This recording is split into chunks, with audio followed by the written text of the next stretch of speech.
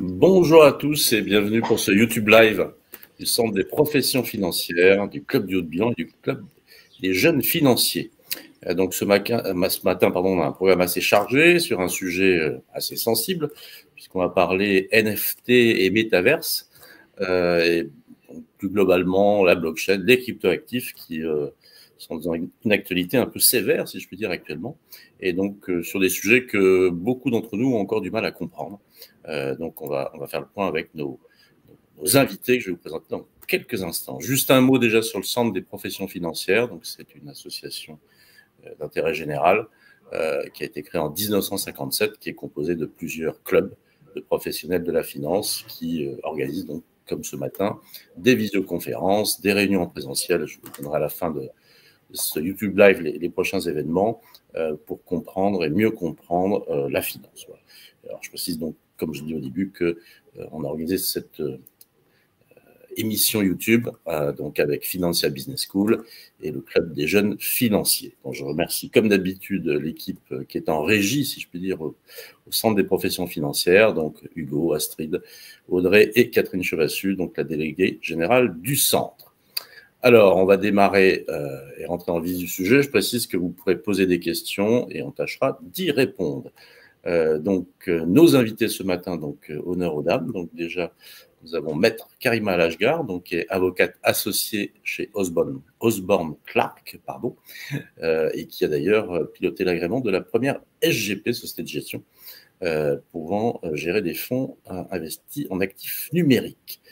Nous avons Alfonso Lopez de Castro, président de Financia Business School, donc qui va un petit peu co-animer ce YouTube Live avec moi et qui est également directeur corporate de la financière d'USES.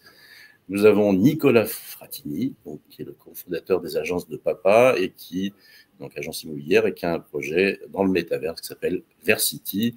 Et également, c'est sûrement Agence de Papa, un nom que vous avez entendu, puisqu'il y a eu une campagne télévisée, Nicolas, si je ne dis pas de bêtises, où il y avait un certain Teddy Riner, on va dire qui est l'ambassadeur des agences de papa. Je vais y arriver. Et puis donc Adrien Hubert, lui qui est CFO chez SmartChain.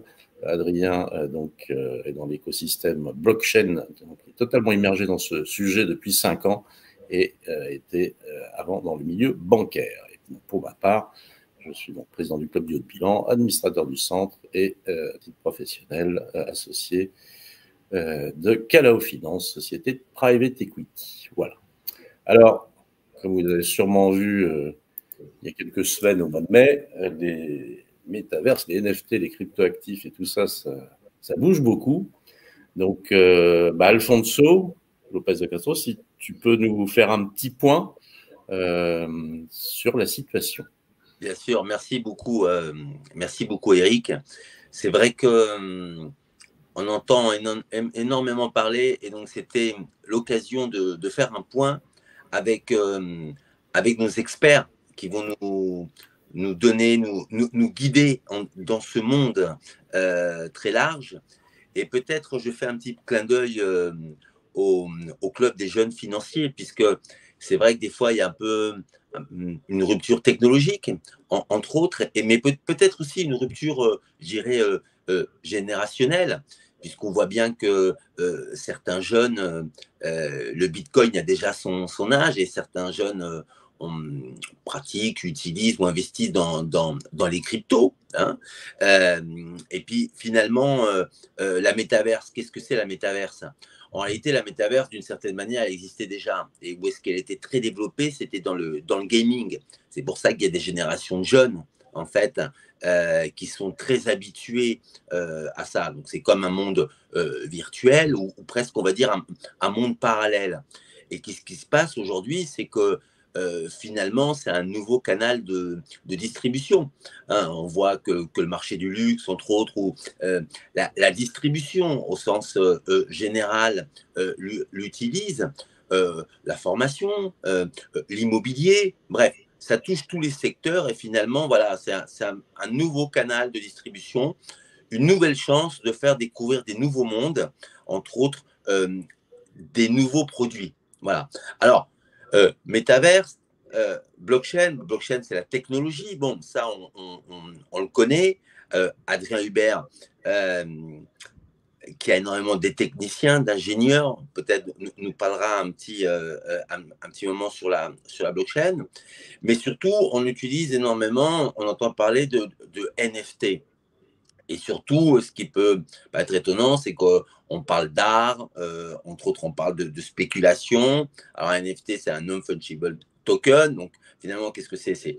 C'est un token qui est identifié à une personne, voilà, et donc qui est garanti par une technologie et qu'on peut transmettre ou échanger ou céder. Bon, à partir de là, comme dans toute l'histoire, je dirais, de l'économie, dès qu'on peut échanger un bien, on peut du coup spéculer sur lui. Voilà.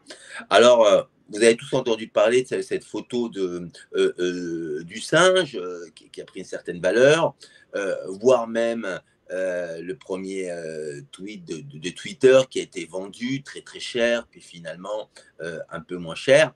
Et ça nous rappelle tout simplement la spéculation qu'on peut connaître sur le marché, je dirais, de l'art traditionnel.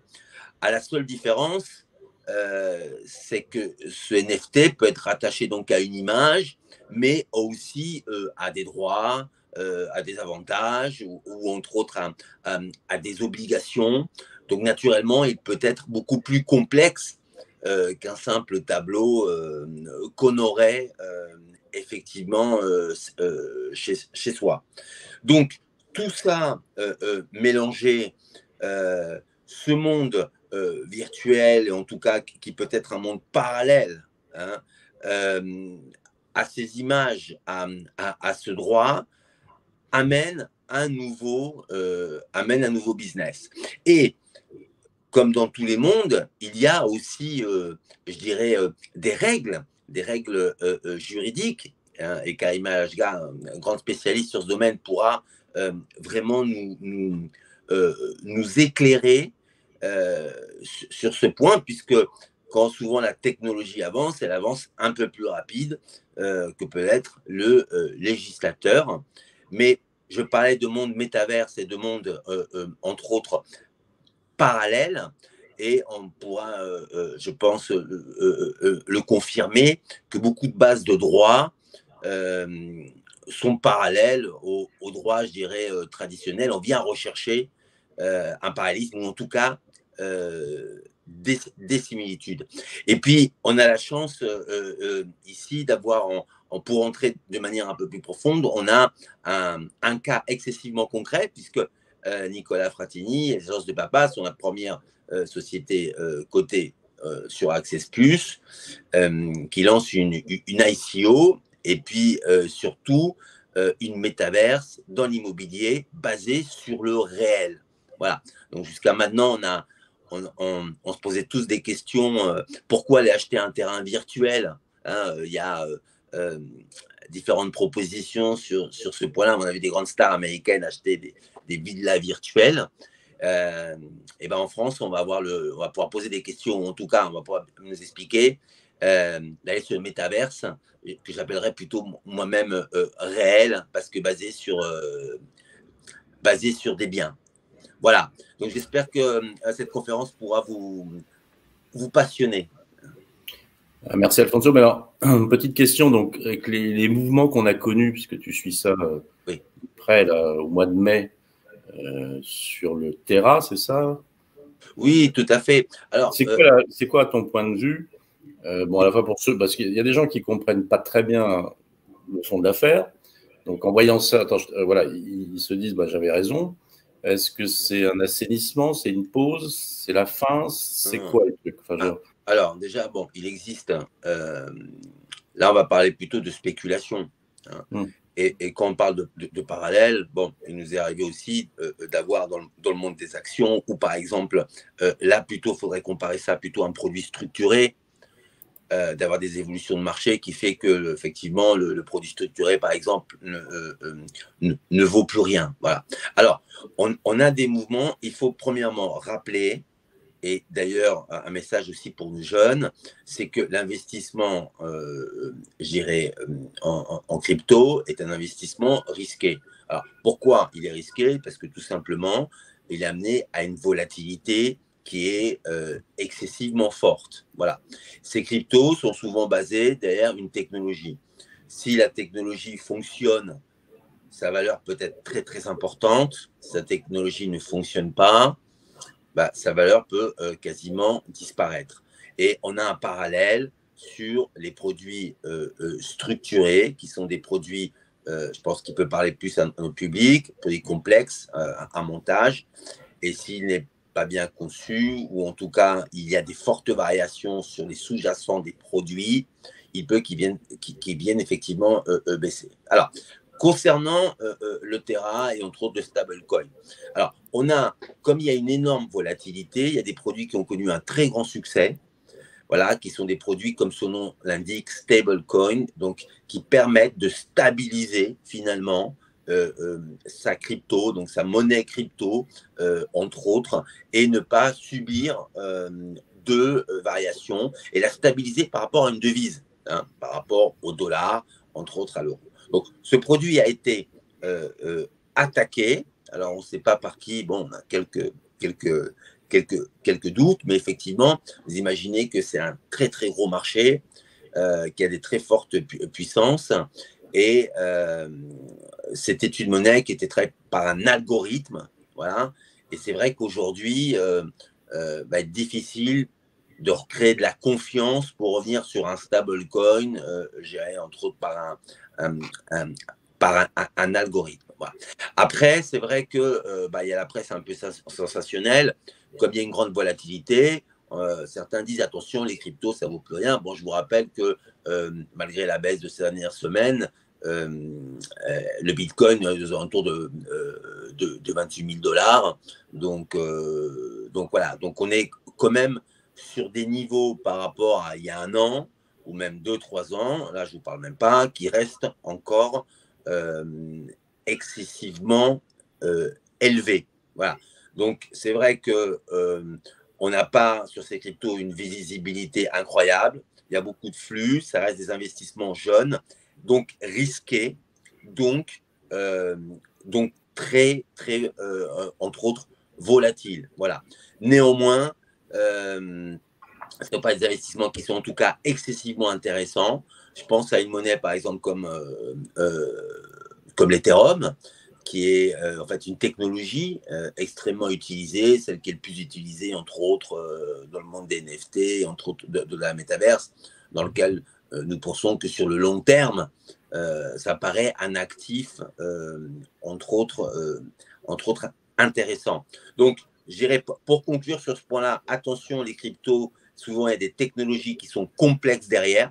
Donc, il ne suffit pas de simplement lire la presse un peu spécialisée et d'acheter ça, comme par exemple quand il y a eu des grands booms en bourse où finalement tout le monde se croyait un peu sorcier divin et chaque société, il y avait un emballement dessus, un rush. Alors, pour parler un peu monde jeune et crypto, c'est ce qu'on va appeler la hype, hein, entre autres. Donc, on va créer des monnaies dans lesquelles il y a un engouement médiatique et on va investir. Donc, il faut travailler, il faut réfléchir, il faut comprendre quelle est la technologie qui est derrière.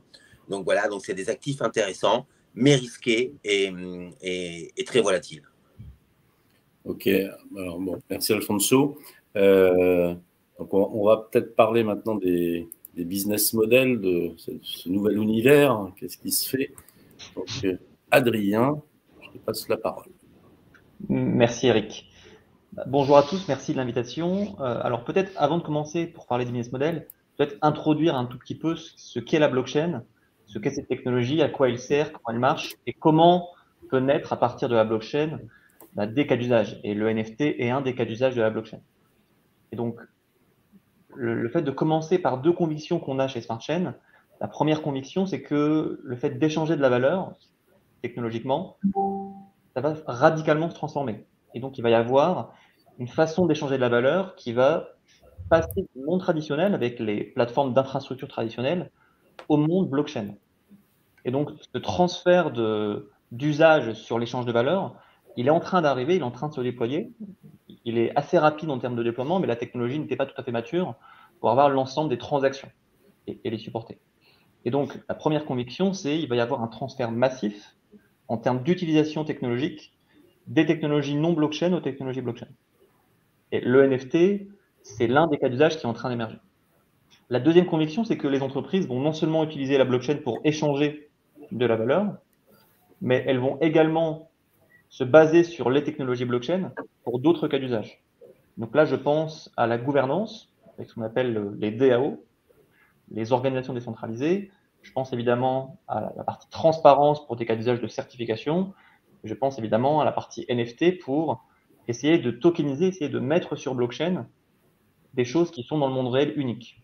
Et en fait, c'est ça le NFT, c'est essayer de rendre dans le monde de blockchain, qui est un monde de données, un monde de base de données, une information qui est unique. Et donc, on lui apporte de la donnée unique qu'on met dans un token.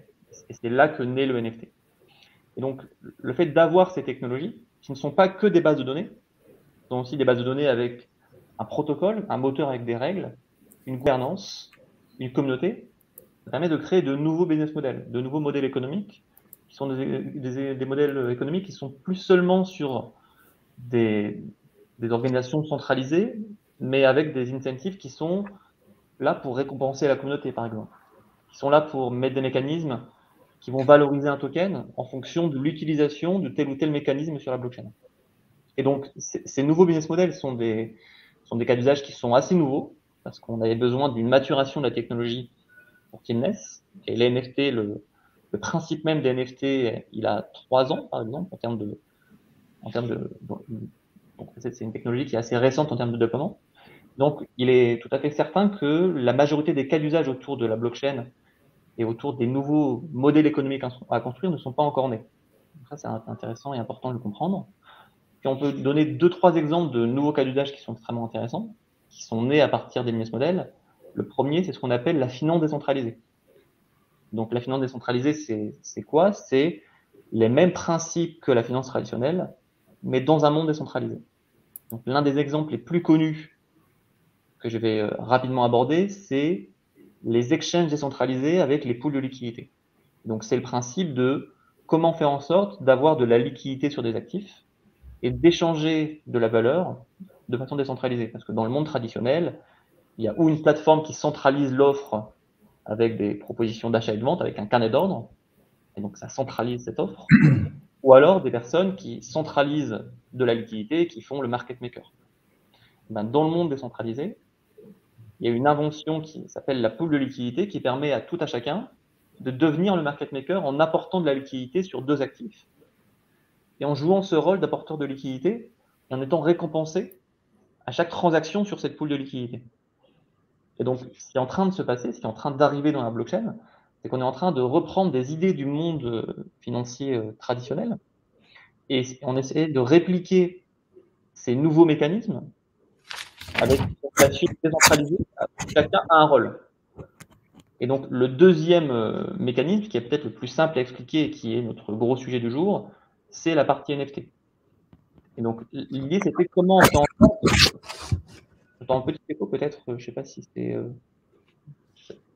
Donc, la partie NFT, c'était comment on réplique dans le monde blockchain, qui est une base de données, dans le monde numérique, de l'information qui est unique. Et donc, c'est là où est né l'objet NFT. Et le but de l'objet NFT, c'est que comme ce sont des collections de NFT qui sont non fongibles, donc qui ne sont pas pareilles, on peut émettre des mécanismes pour qu'à chaque fois qu'il y a une transaction sur ce NFT, sur le marché secondaire, lorsqu'il est vendu, il y a des fees, une partie des frais de cette vente qui soit collectée pour celui qui a créé pour le porteur de projet ou pour celui qui a créé le NFT. Et donc en fait, il y a tout un enjeu de répartition de la valeur avec les mécanismes qu'on peut mettre technologiquement sur le sous-jacent. Ça, c'est très important.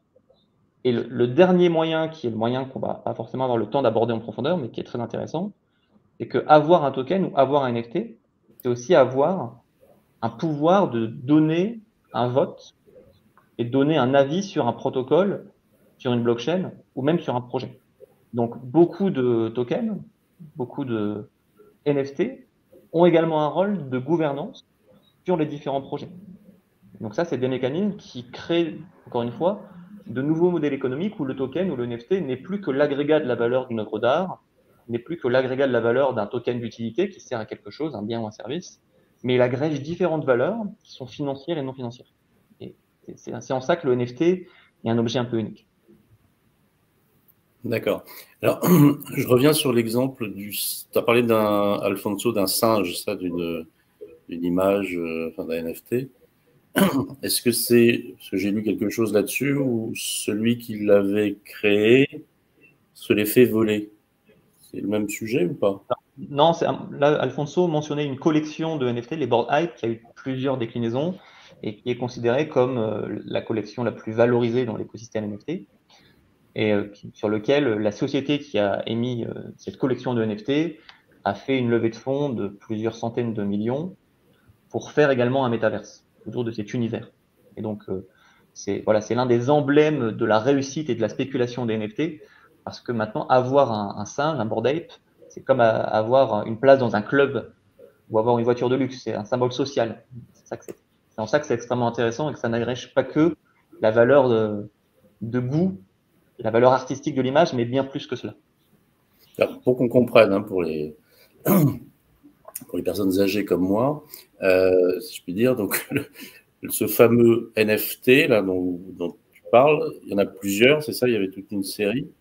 Tout à fait. Une collection. Donc il y a une personne qui en possède un autre, etc. Et c'est donc un dessin, c'est une photo, hein, qui est uniquement visible dans le enfin, sur l'écran d'ordinateur. C'est ça. En fait, c'est comme une image. Il faut voir ça comme un peu des voitures avec une série de voitures limitées. Donc, par exemple, 1000 voitures. Donc, certaines ont une couleur différente, certaines ont un moteur différent, certaines ont des caractéristiques dans la voiture qui sont différentes. Et donc, elles sont uniques et en même temps un peu similaires parce qu'elles correspondent à une collection, à une série qui a des caractéristiques. Et donc, la caractéristique de singe. Dans le cas de… Et donc, la société qui a créé ces œuvres d'art a levé de l'argent pour donc créer un univers métaverse, c'est ça? Exactement. La société Yuga Labs qui a levé quelques centaines de millions de dollars il y a quelques mois pour créer un nouveau métaverse au sein de son écosystème. D'accord. Donc, je prends juste cet exemple hein, pour essayer. Voilà. Ce métaverse, donc, il y a un univers où on va se promener, on va dire, de manière virtuelle. Eux, leur business model, on le connaît. C'est donc il y a des centaines de millions de dollars qui sont arrivés pour financer ce métaverse. Ils vont gagner de l'argent comment? Alors, le business model des métaverses, c'est assez simple. En fait, c'est une place de marché. On peut acheter ou alors on peut acheter des terrains sur le métaverse ou alors on peut acheter des objets sur le métaverse. En fait, il y a un fee, une taxe qui est prélevée lors de la vente ou de ces terrains ou des objets. Et donc, les investisseurs qui investissent dans le projet pensent que ça va générer beaucoup de taxes, il va y avoir beaucoup de volume sur ces marketplaces métaverses. D'accord. Alors, si je le reformule, je vais me promener dans le métaverse un peu comme dans un jeu vidéo. Je vais acheter un terrain virtuel à quelqu'un, ou alors au départ à la structure, je ne sais pas comment ça se passe. Mais ensuite, quelqu'un voudra me le racheter, et là, la société en question va prendre un fees, c'est ça? Exactement. Et je pense que Nicolas en parlera quand il développera son cas d'usage. C'est tout à fait ça. Il y a un marché primaire où la société vend les terrains. C'est d'ailleurs ce qu'elle a vendu lorsqu'elle a levé des fonds. Et ensuite, il y a un marché secondaire où les terrains peuvent se vendre entre eux, en sachant que sur les terrains, on peut créer des choses uniques sur le terrain et donc en faire devenir, créer encore plus de valeur parce que l'unicité de ce qu'on a créé sur le terrain dans le jeu, en jouant par exemple, on crée une valeur. L'exemple très simple pour comprendre, c'est on construit une maison sur le terrain parce qu'on a acheté des matériaux, la maison s'apprécie, donc le terrain vaut plus cher que la somme des matériaux sur lesquels on a construit pour construire la maison. Donc en fait, ça nourrit également l'écosystème. Ok. Alors, on va passer à Nicolas, effectivement, pour l'aspect immobilier. Alors, je précise qu'il y a des questions. Alors, je ne sais pas si, Adrien, notamment, tu as vu les questions passer. Alors, je peux peut-être prendre quelques questions, surtout celles sur le proof of stake avec la preuve d'enjeu, parce que c'est un peu notre spécialité. Alors, juste un truc. Là, la personne qui pose la question s'y connaît super bien, je pense. Toi aussi. C'est juste de dire les mots voilà, que tout le monde puisse. Parce que j'ai vu qu'on parlait de Mint, et donc voilà aussi dans les questions, donc pour que tout le monde comprenne. Alors, pour être très simple, il y a différentes façons de sécuriser une base de données.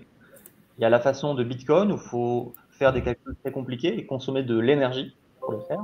On appelle la preuve de travail, proof of work. Il y a une deuxième façon qui est ce qu'on appelle le proof of stake, la preuve d'enjeu, où il faut un peu mettre en gage, il faut bloquer une quantité de jetons pour sécuriser le protocole. Ce qu'on appelle le proof of stake, la preuve d'enjeu.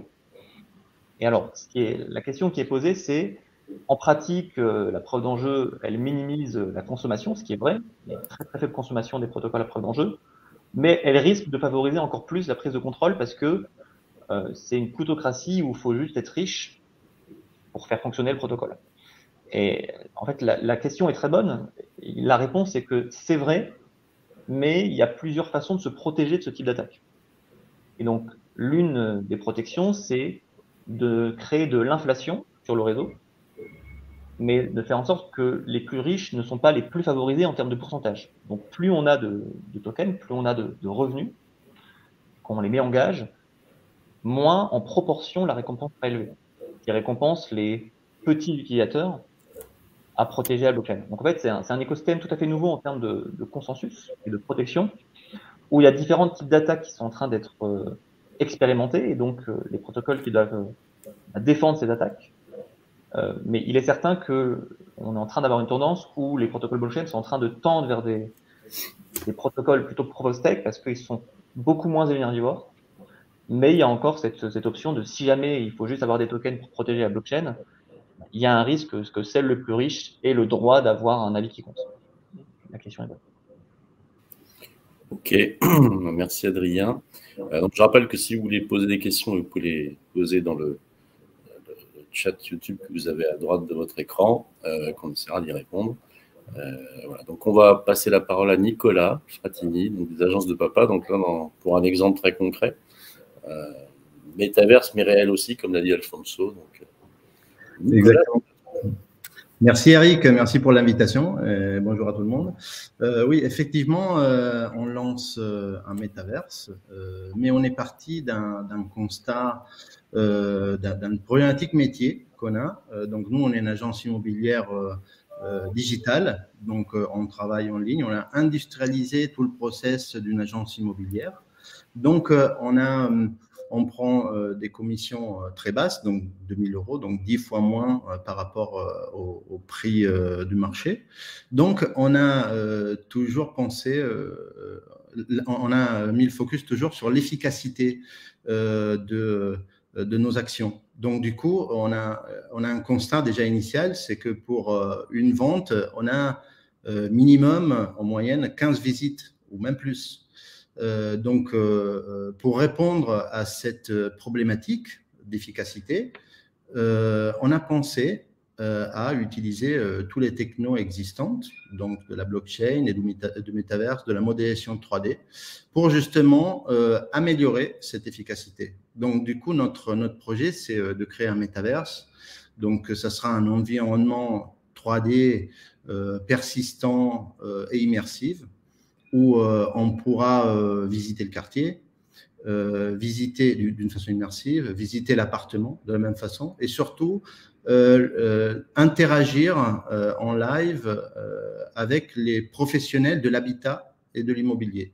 Ça va permettre de faire en sorte d'avoir beaucoup plus d'informations et d'aller à la visite réelle avec toutes les informations possibles, tous les budgets possibles, parce que dans notre vision, je vous fais un petit exemple. Par exemple, on peut visiter un acheteur potentiel, il pourra visiter l'appartement avec son architecte d'intérieur. Donc, il pourra discuter en live de l'agencement, du changement des usages de chaque pièce.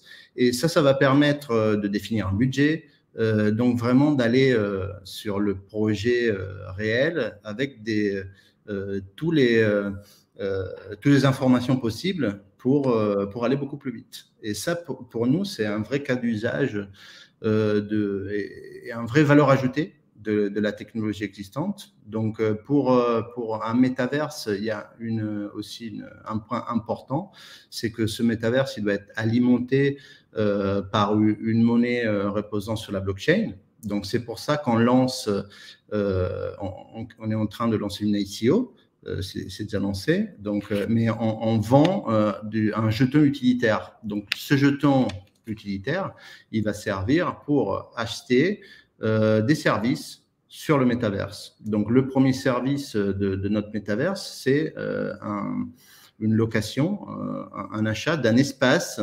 sur le métaverse pour pouvoir proposer le bien à la vente. Donc, en effet, c'est un portail immobilier Web3 et c'est un média de diffusion. On rentre dans l'industrie du classified. Donc, c'est un média de diffusion où on pourra visiter les appartements d'une autre façon. Et ça, c'est quelque chose de innovant, on pense. Et on pense que ça sera le portail immobilier du futur, parce qu'on pourra aussi avoir toutes les informations possibles en temps réel, discuter avec les professionnels de l'immobilier, et on va créer aussi du business pour les professionnels de l'immobilier. Donc, il y aura aussi des activités qui vont se créer en regardant cette technologie. Et donc, ce sera une plateforme ouverte où on va laisser la place aussi à ces personnes qui vont créer une nouvelle activité que peut-être aujourd'hui on n'imagine même pas. Et pour revenir aux NFT, donc on va aussi mettre dans notre métaverse cette technologie. Donc, on va tokeniser le territoire d'une façon virtuelle. Donc, un NFT pour nous, ça va être un code postal, mais on ne va pas vendre un code postal réellement. C'est dans notre monde virtuel. Et donc, le propriétaire, le détenteur d'un NFT, dans notre métaverse qui s'appelle Versity, il va s'appeler Parcelle. Ben, on va récompenser ce détenteur avec pour chaque annonce déposée sur sa parcelle. Et ça, donc, on va partager le chiffre d'affaires avec les détenteurs de l'NFT. Alors, Nicolas, qu'on comprenne bien la première partie, j'ai bien compris, c'est-à-dire qu'on va rentrer dans un univers style Google, enfin Google Earth, je ne sais pas quoi, pour ensuite accéder à des appartements. Enfin, j'ai vu les projets sur Versity. Donc, il y a quand même là des gens qui vont aller devoir faire des films, des appartements, des maisons. C'est ça? On est bien d'accord? Il y a différentes façons de faire. Nous, on va proposer de l'autonomie complète avec des applications sur le téléphone où on peut faire le scan de l'appartement ou un accompagnement avec un provider de contenu 3D où on peut envoyer un plan, des photos et notre provider avec des filles très bas, il peut rendre l'appartement en 3D et nous, on va uploader sur notre métaverse. Donc, on peut donner plusieurs solutions pour accéder à ce métaverse. Ou la troisième solution, c'est aussi de faire déplacer un professionnel pour faire le scan de l'appartement. Donc, il y a vraiment, on est open. Ça, c'est pour ceux qui vendent. On est d'accord. Ça, c'est ceux qui mettent leur bien en vente. Absolument. Et ceux qui vont vouloir, qui sont à la recherche d'une acquisition immobilière, c'est des particuliers, ça va être d'autres opérateurs. Eux vont payer quelque chose? Non. Ils ont accès libre aux appartements, donc pour pouvoir justement visiter comme un portail immobilier classique. Donc, ils vont faire leurs recherches avec leurs critères, ils pourront visiter, mais en même temps, ils pourront discuter avec les professionnels de l'habitat pour justement avoir plus d'informations possibles. Et quand tu appelles les professionnels de l'habitat, c'est des gens du bâtiment? Ouais, parce qu'il y a un architecte d'intérieur, il y a un assureur, il y a un courtier en crédit IMO, il y a un déménageur. Il y a beaucoup de professions qui vont être intéressées à cette technologie, ce portail. Et forcément, il y aura des besoins différents. Donc, un acheteur, il a peut-être un besoin différent qu'un autre. C'est pour ça que je dis le professionnel de l'habitat, parce que c'est très large. Donc, nous, on veut donner la place et l'opportunité à tous les professionnels de l'habitat, pas que de l'immobilier. D'accord. Et on va dire, entre guillemets, dernière question. Là où, par contre, j'ai pas tout compris, donc il y a une ICO, donc ça, donc une augmentation de capital en coin, mais tu as parlé de parcelle. Pardon? C'est pas une augmentation de capital, c'est une vente de jetons utilitaires. Donc, on vend des services qui vont proposer, on vend des jetons qui vont être utilisés pour acheter des services dans notre monde virtuel, dans notre métaverse. D'accord. Ouais, donc concrètement, moi, j'achète un jeton. Je vais parler de parcelle. Oui. Alors, notre jeton, c'est le City, okay, et la parcelle, c'est le NFT, que c'est lié au code postal. Donc, c'est deux choses différentes. Donc, avec le City, on peut acheter des services. Par exemple, on peut acheter le droit de diffuser mon bien sur une parcelle. Et la parcelle, c'est le droit de propriété, c'est le NFT du code postal. Donc, le détenteur de l'NFT, du parcelle, il aura les droits de ce qui se passe sur ce territoire, dans notre métaverse, bien sûr. D'accord. Okay. Donc, ce territoire couvrira la France? Donc, pour l'instant, on va ouvrir la France parce que nous, on est une agence immobilière digitale basée en France, donc c'est notre premier marché. Donc, les parcelles, les NFT, ils vont être créés avec les codes postaux français. Mais c'est clair que on a un enjeu, on a un envie aussi d'aller plus loin. Mais c'est notre preuve de concept, c'est vraiment la France. Donc, on y tient et on met toute notre force pour réussir en France. D'accord. Merci Nicolas. On a une question là sur les métavers, c'est les MMORPG, donc je pense que c'est les jeux massivement multijoueurs, enfin je pense, où on nous dit, bon voilà, parce que finalement, c'est pas déjà des métaverses. Je ne sais pas ce que tu en penses, Nicolas. Il y a plusieurs métaverses. Les métaverses sont une déclinaison des jeux. Et toute la technologie 3D existante, ça vient des jeux vidéo.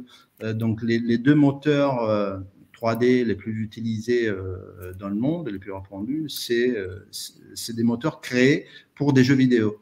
Et les professionnels de l'habitat et de l'immobilier, ils utilisent ces moteurs 3D justement pour des besoins métiers. Mais c'est clair que les jeux vidéo, c'est le départ de cette technologie et ça a aidé énormément à l'évolution de cette industrie. Okay. Donc c'est un peu un prolongement, quoi. Absolument. Alors, maintenant on va venir aux choses sérieuses, si je puis dire, avec Karima. On va parler un peu juridique, puisqu'il y a des choses virtuelles, donc, mais qui ont des conséquences dans le réel. Donc, Karima, je te passe la parole. Absolument. Bonjour à tous. Merci aux organisateurs pour l'invitation. Merci en particulier à Eric et à Alfonso. Moi, ce que j'ai envie de dire, c'est que dans la même manière qu'on a une sorte de brouhaha autour des utilités, des usages, des modèles d'affaires NFT, on a également une sorte de brouhaha autour des enjeux juridiques et pas seulement des questions de risque juridique, mais aussi des opportunités, parce qu'on peut aussi avoir dans le domaine juridique un certain nombre d'opportunités. Donc, si je dois donner en quelques minutes, je dirais, un premier aperçu des questions et des réflexions juridiques qui se posent autour des NFT, moi, je les positionnerais à deux niveaux. On a un premier niveau de débat juridique autour, je dirais presque de la sémantique et de la qualification juridique de ce qu'est un NFT. Parce que aujourd'hui, en droit français, même si de mon point de vue et de celui de mes confrères et des professeurs de droit, il est parfaitement légal de réaliser par exemple une émission de NFT, même sous forme d'ailleurs d'ICO, on pourrait l'envisager.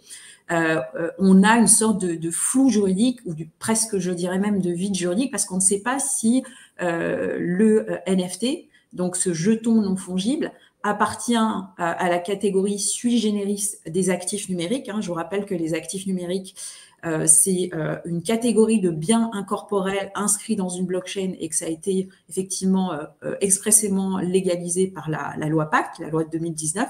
Donc, on ne sait pas aujourd'hui en droit français si le NFT est une sous-catégorie des actifs numériques qui donnerait divers droits sur lesquels je vais revenir, ou si c'est un objet encore à part, ce que certains de mes confrères soutiennent. J'avoue que je suis un peu circonspect, mais certains de mes confrères, effectivement, indiquent que les NFT ne relèvent pas de la catégorie des actifs numériques et s'apparentent plutôt en des certificats.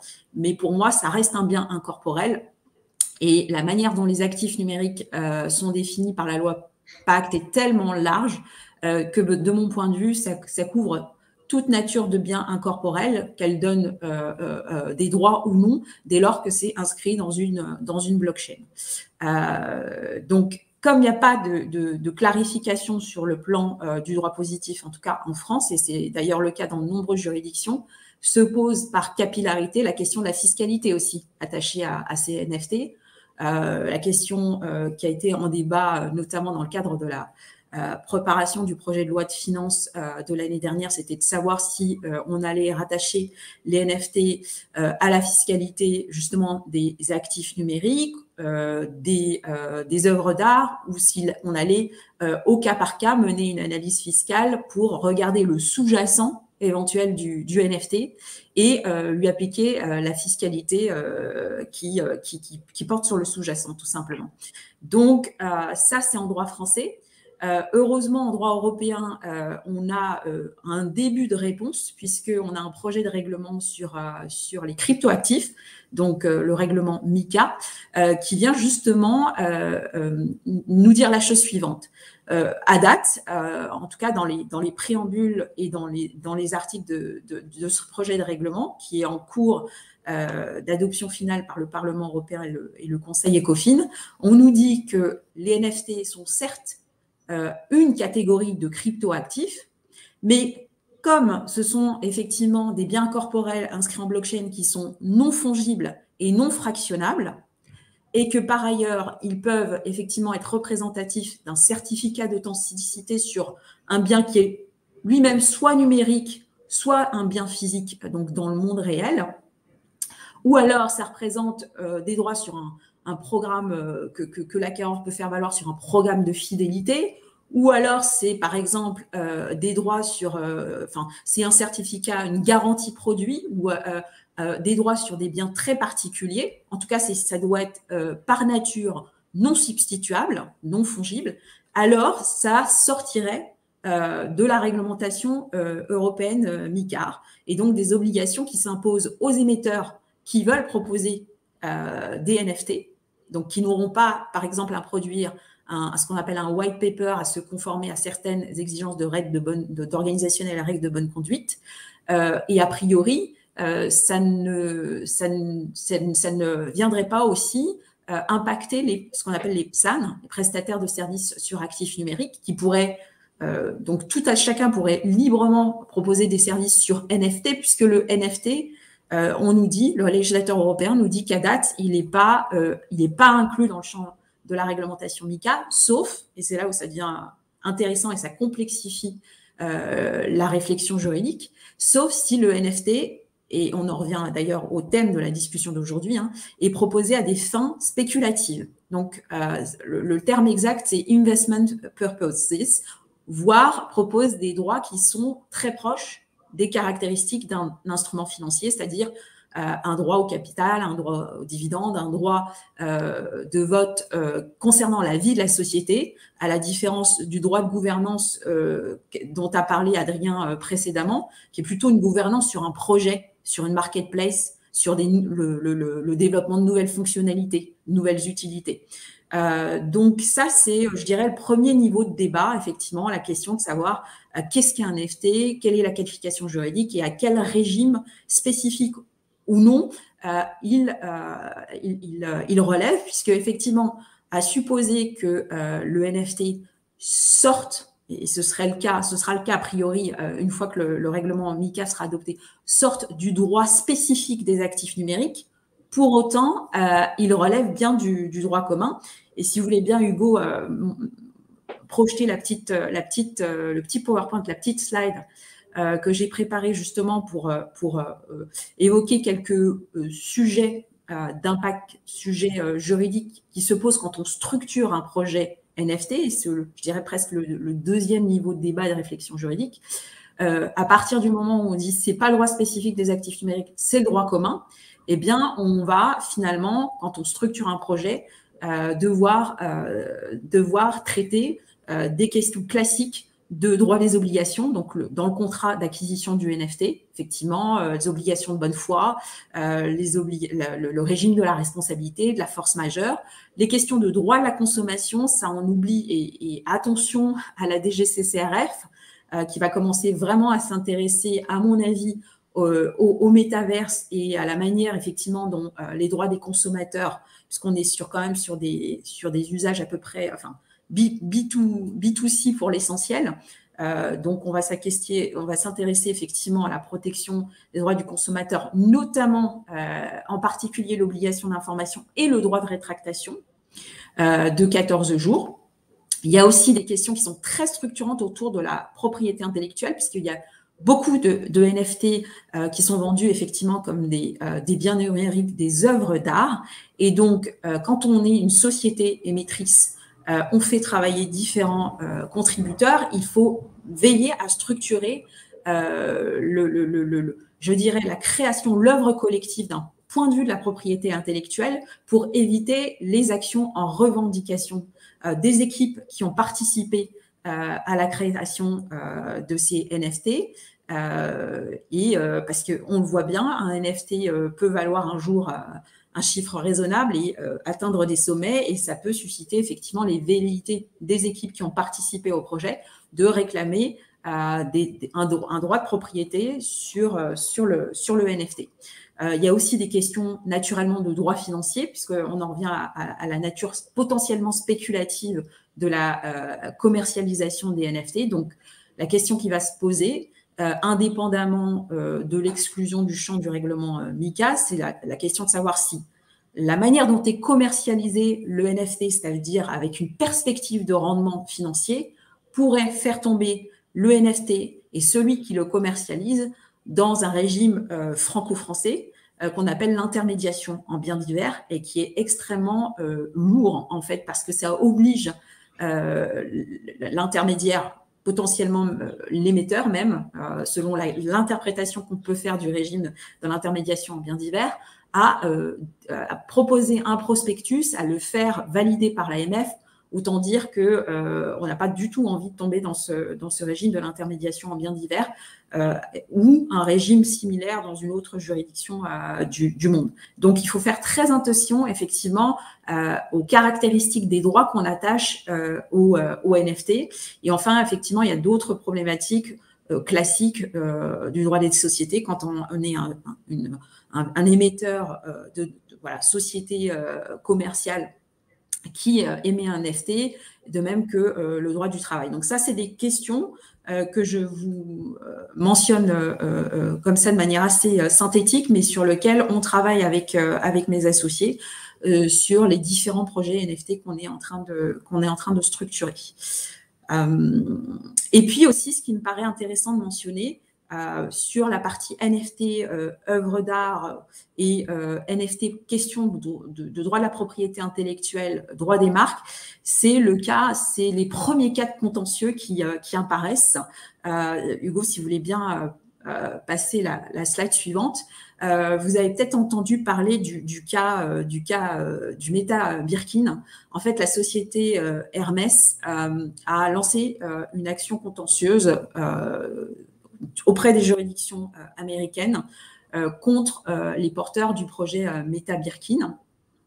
Donc, qui propose la commercialisation de NFT sous forme de sac à main Birkin.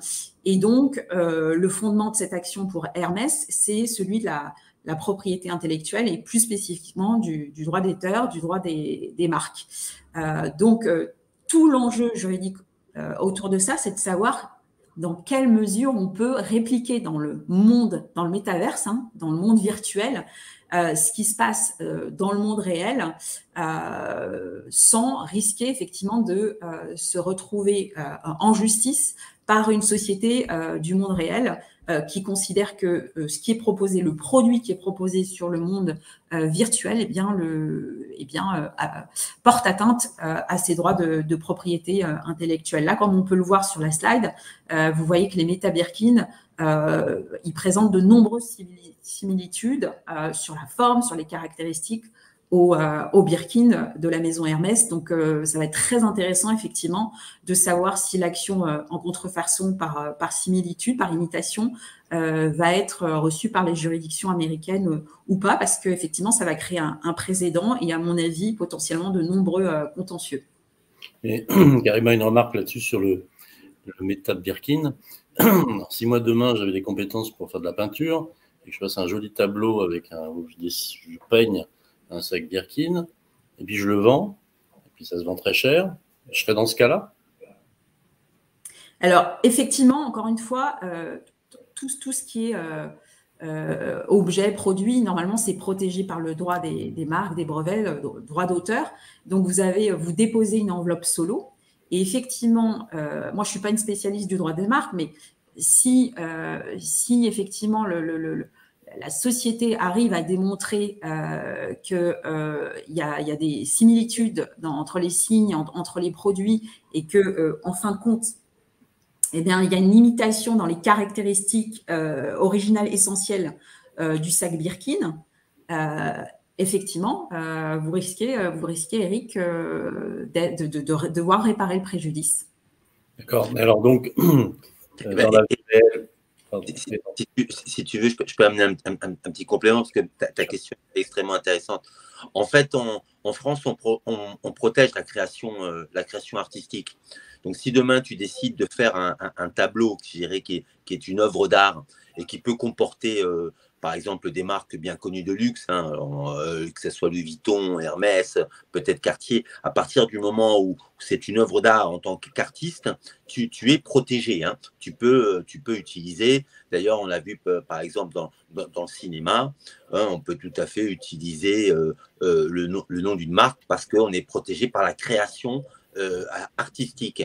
Là, la question excessivement intéressante, c'est savoir est-ce que ce Meta Birkin, en réalité, est une création, est une œuvre d'art et donc est protégée pour protéger l'artiste, ou finalement, est-ce que ce Meta Birkin est en réalité plutôt n'est pas une œuvre d'art et donc plutôt un produit et donc une copie, je dirais. Voilà, donc la différence fondamentale est là, c'est qu'on va avoir statué, c'est est-ce que ce sont des créations artistiques et donc il faut laisser la libre inspiration et l'artiste développer, ou est-ce que c'est plutôt tout simplement en réalité un produit? Voilà la complexité de la question à partager. Et ce que je pourrais dire là-dessus aussi, ce que nous, on fait au Sbank Clark pour essayer de protéger effectivement les porteurs de projets NFT, c'est dans la mesure du possible, même si c'est quelque chose d'ardu, en tout cas en droit français, c'est de protéger le concept. Nous, on structure un certain nombre de projets NFT en play to earn et play to move. Et effectivement, on accompagne les porteurs de projets pour déposer une enveloppe solo avec le concept, parce que le concept lui-même pourrait être dupliqué par des concurrents qui veulent profiter, je dirais, de toute l'inventivité qu'il y a aujourd'hui, toute la matière grise qu'il y a autour des NFT, des projets NFT pour essayer de sortir un projet rapidement. Donc, c'est aussi un point à avoir à l'esprit. Et je vois une question, un commentaire, une remarque plutôt effectivement tout à fait pertinente de Guillaume Massoud sur les aspects RGPD, data, privacy et cybersécurité à ne pas négliger, évidemment. Mais là, je dirais c'est propre pour moi à tout projet numérique, à toute plateforme. Mais en effet, la question de la collecte des données personnelles dans le cadre de la commercialisation des NFT et de bien, pour l'émetteur de NFT, cadrer les finalités de traitement. Par exemple, si on prend le projet de Nicolas, finalité de traitement par rapport d'une part au city, mais aussi aux parcelles, le fait que les données vont être communiquées à toute la communauté, donc l'agence, l'architecte, le maître d'ouvrage, la décoratrice d'intérieur, tout ça, effectivement, c'est en effet à prendre en compte. D'accord. Il y avait une question aussi sur comment peut-on être sûr qu'un NFT ne peut être dupliqué ou volé? Il y a toujours ce risque.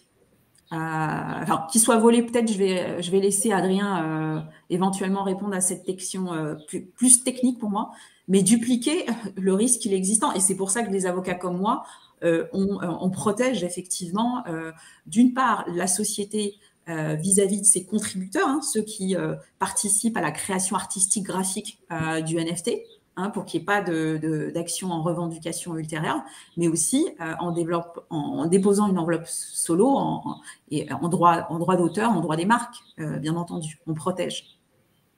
D'accord. Alors, juste avant qu'Adrien réponde sur le point, donc c'est-à-dire que dans le métaverse, il va falloir faire attention aussi aux contrefaçons. C'est-à-dire que ce qu'on a aujourd'hui dans le réel, où on a des douaniers, des enquêteurs qui vont aux quatre coins de la planète chercher des faux sacs, des faux trucs, des faux machins, on va voir ça dans le métaverse, d'accord? Non seulement dans le métaverse, Eric, mais ce qui est, je trouve, extrêmement intéressant, même du point de vue de la philosophie, c'est qu'une société qui a créé un produit dans le monde réel peut aller rechercher en responsabilité dans le monde virtuel un porteur de projet qui s'est, entre guillemets, contenté de dupliquer le bien réel. Et donc, il y aura une responsabilité. Je prends l'exemple de Nicolas. Nicolas lance son métaverse. Il va se passer des trucs dans son métaverse. Quelle est sa responsabilité sur des choses illégales? Nicolas, et c'est pour ça qu'il s'accompagne très bien, il a effectivement un certain nombre de responsabilités en tant qu'émetteur des cities, en tant qu'émetteur des parcelles. Il a aussi des responsabilités sur la maintenance de la plateforme, la disponibilité de la plateforme, mais ceux qui vont utiliser la plateforme, eux aussi ont des responsabilités. C'est un contrat, donc ce sont des obligations réciproques. Et effectivement, plus le contrat, les conditions générales d'utilisation du métaverse de Nicolas et de ses partenaires seront clairs, et moins il y aura de sujets. Donc, vraiment, première importance d'accorder du temps et un budget suffisant à la structuration juridique du projet. C'est fondamental pour sa viabilité. C'est clair. Donc, Adrien. Oui, pour répondre à la question, donc sur la partie vol du NFT, la blockchain a des arguments en termes de sécurité parce que pour mouvementer un NFT de compte à compte, il faut la clé privée du compte. Et donc en fait, il suffit de ne pas perdre sa clé privée ou ne pas qu'elle fuite pour ne pas se faire voler le NFT qui nous appartient s'il est sur nos toilettes. Après, il y a toujours des cas où on peut mettre en vente ce NFT, donc on le met en vente sur une plateforme d'échange, une marketplace NFT, et là, la marketplace peut être soumise à des bugs ou à des piratages. Mais quand on a le NFT sur son propre portefeuille, il est sécurisé. Peut-être pour répondre à deux autres points et deux autres questions que j'ai vues défiler, sur le fait de faire de la contrefaçon dans les métaverses, on a un argument technique pour protéger les métaverses, parce qu'en fait, on a un contrat, ce qu'on appelle une factory, qui va produire l'ensemble des objets du métaverse. En fait, on peut s'assurer que seule cette factory, ce contrat qui a été émis par la plateforme, va interagir avec le métaverse. Donc ça, c'est une des façons techniques qu'on a de sécuriser le métaverse. Par contre, un des gros risques sur les NFT que l'on a, c'est de faire de la spéculation artificielle. Et donc, l'une des attaques les plus connues, sur lesquelles il n'y a pas aujourd'hui de réponse satisfaisante, c'est le fait de s'auto-acheter des NFT pour faire monter la valeur. Donc, par exemple, moi, je crée un NFT, je me l'achète à moi-même, donc j'ai une transaction d'1 million, par exemple, sur ce NFT, et là, je le propose en discount, en vente à 50%. Donc, la personne pense faire une super affaire, et en fait, j'ai juste gagné 500 000. Donc, tout un écosystème qui est naissant, sur lequel il y a beaucoup d'attaques qui sont possibles, comme le fait de modifier des pixels à la marge, le fait de copier des données du monde réel. Et ça, il y a un besoin technologique de maturation, comme par essence, le fait d'avoir plus de données du monde réel pour avoir des vraies interactions entre le monde numérique et le monde physique. Et ça, c'est en train d'arriver, et ça va être mature dans les 3 à 5 ans. D'accord, c'est-à-dire que par rapport comme aux crypto-monnaies là, qui ont chuté récemment, sur ces sujets-là, il y a quand même une part de Far West, c'est mes mots, hein, que j'assume, et que donc être extrêmement prudent, puisque là tu viens de donner un exemple où en gros je crée un produit, je dis que je l'ai acheté, je le revends, enfin un truc, voilà.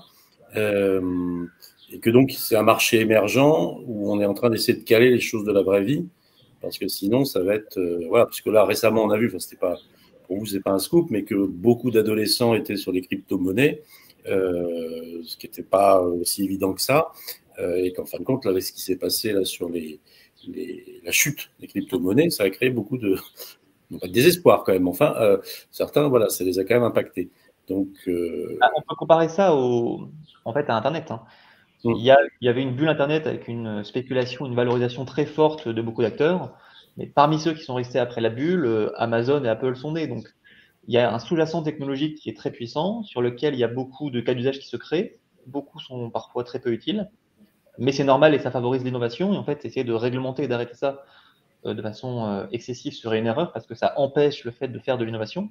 Par contre, il faut sensibiliser sur ces risques. Donc, il faut trouver le bon niveau entre innovation et responsabilité. Par contre, ce qu'on est certain, et je prends en même temps la question sur le chat, c'est que le token permet d'avoir tout un tas de cas d'usage et d'utilité, que ce soit en termes de liquidité qui est apportée, en termes de justice pour avoir accès à un marché qui est un marché sur lequel tout le monde a les mêmes règles.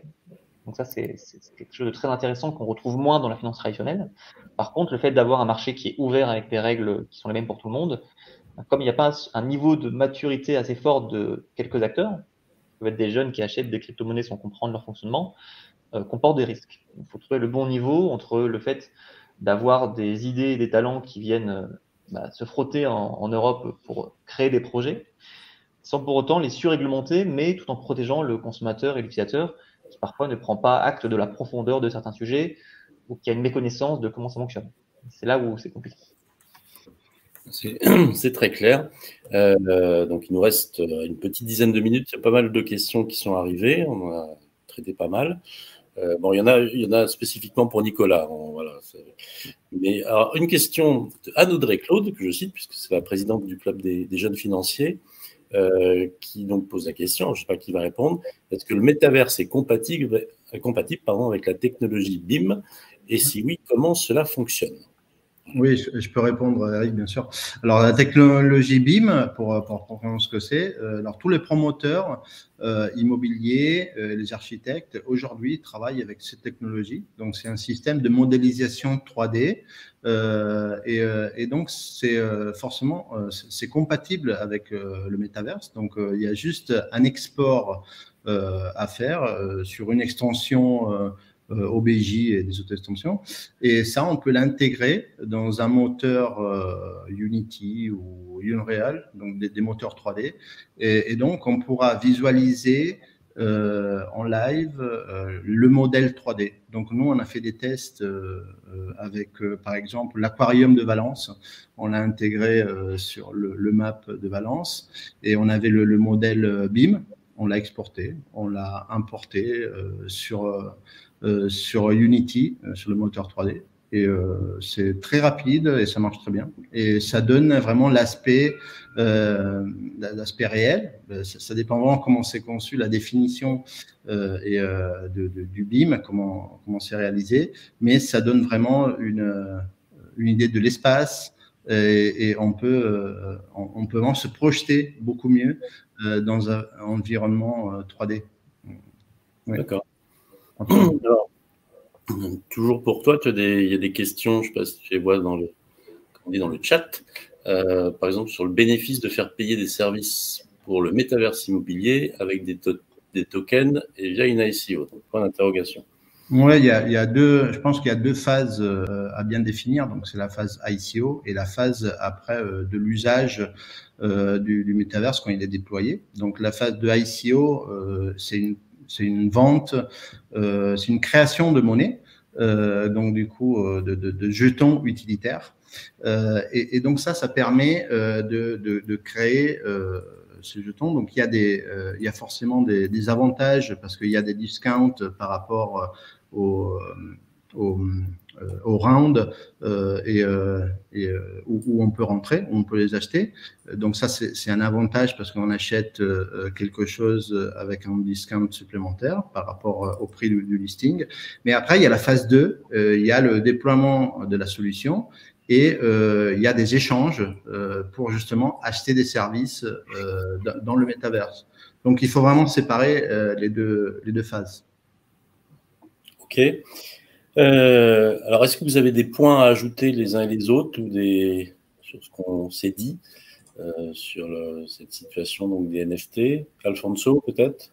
Oui, alors peut-être on a utilisé beaucoup de termes. Alors, j'ai vu suite aux questions qu'on a quelques experts, mais c'est peut-être pas le cas de tous ceux qui nous écoutent. Donc, j'avais noté deux, trois points. Par exemple, Eric, tu avais utilisé le terme mint, voilà, donc qui est utilisé, je pense pour les novices, mint en anglais ça veut dire frapper, et donc en règle générale on l'utilise pour la création d'un NFT, voilà, on va dire mint.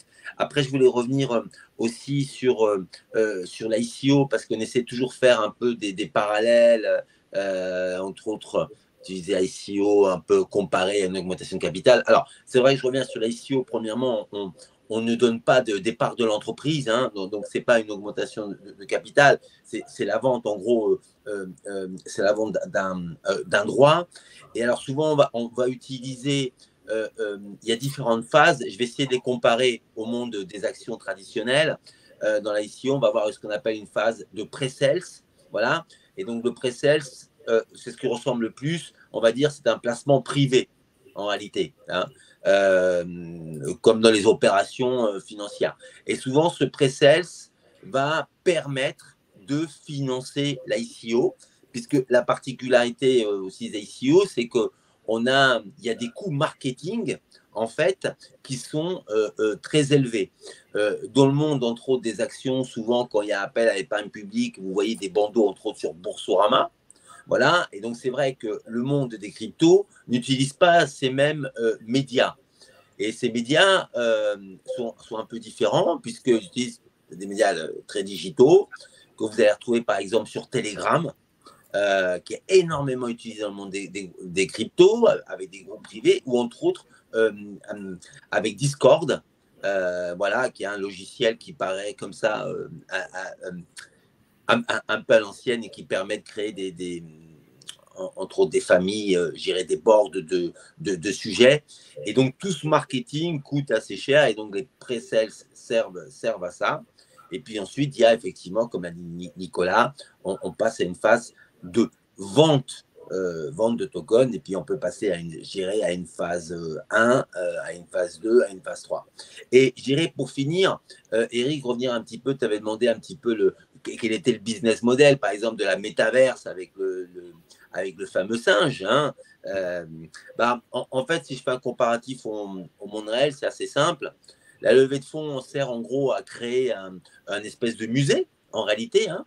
Donc, il faut imaginer, et aujourd'hui, ça se crée énormément, des gens qui sont propriétaires, je dirais, d'art numérique et qui ont envie de créer leur musée.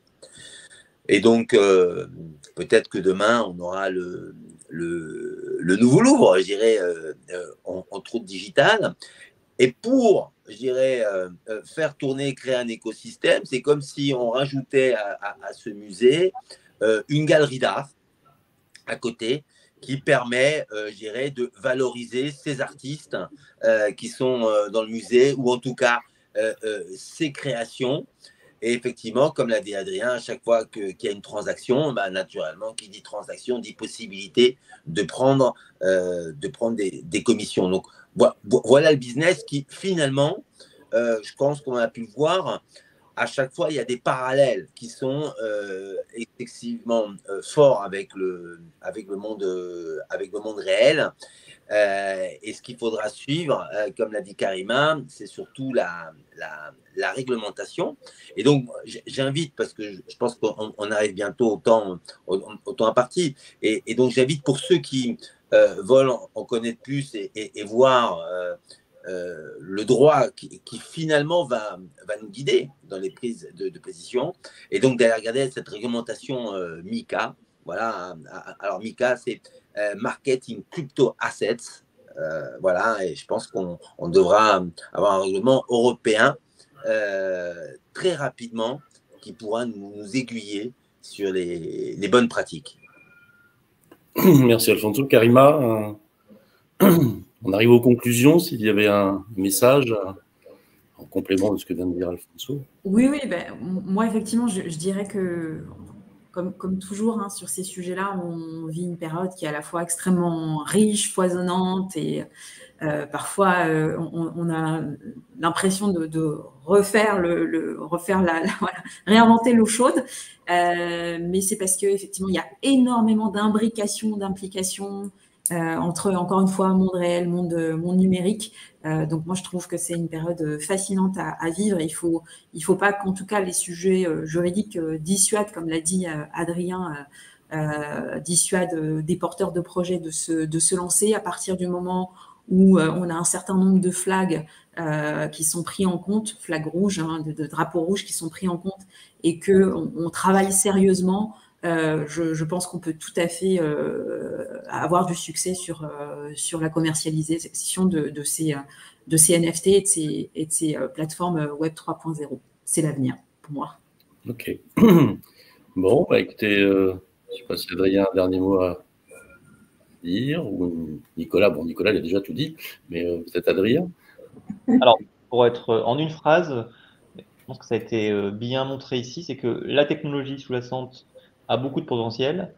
C'est à nous de créer les cas d'usage. Donc, on peut imaginer tous les cas d'usage, de la fameuse dictature efficiente d'Orwell 1984 qui serait super efficace sur blockchain, à un monde plus vertueux qui serait incentivé par la blockchain. Et donc, à nous de choisir un peu ce qu'on veut et de mettre l'énergie pour faire en sorte que la technologie soit utile et serve les intérêts et les valeurs qu'on a envie de défendre. Bah, écoute, merci Adrien, merci à vous tous. Je vais vous donner les prochains rendez-vous du Centre des professions financières. Donc, on aura le 8 juin, donc ce sera en présentiel, un colloque sur la retraite. Le 15 juin, nous aurons Nicolas Terry, qui est le président de la Fédération bancaire française. Et le 22 juin, on reviendra des sujets un peu similaires à ce matin, où j'aurai d'ailleurs l'occasion d'intervenir. Donc, le 22 juin, la Fédération bancaire française, en présentiel, on va parler cybersécurité. Quelle réponse concrète aux nouvelles menaces? Il y aura des intervenants comme aujourd'hui de qualité, et la conclusion sera faite par Michel Paulin, directeur général d'OVH Cloud. Voilà. Donc, merci à tous, merci à nos intervenants, merci Alfonso pour la co-organisation. C'est un sujet pas simple, en tout cas pour ceux qui commencent à en entendre parler, mais je pense qu'on aura fait un bon tour et on va dire signifier plusieurs points clés. Voilà. Merci à tous, bonne semaine et portez-vous bien. Ciao. Merci. Au revoir, merci. Au revoir.